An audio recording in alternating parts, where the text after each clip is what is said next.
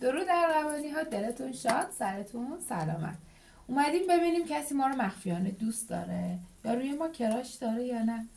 پس انرژیتون رو با کارتا همسو کنیم ببینیم که پیغام کارتا واسه ما چی هست. کارتا داره میگه که یک نفر از سمت همخونهای ما، از اقوام ما روی ما کراش داره و بعضی وقتا از غم و غصه ما حتی گریه میکنه، حال بد رو تجربه میکنه، به سمت استفاده از مثلا قلیون و سیگار و دود و اینها میره، چون که نمیدونه این احساسشو چجوری باید در موردش صحبت کنه. اما بهترین کارتی که میتونست بهمون بده اینه که صدای کراشه در میاد، یک جایی میرسه که شروع میکنه به ابراز احساساتش و خودش نجات میده از بند این همه بیماری و استرس و اینها.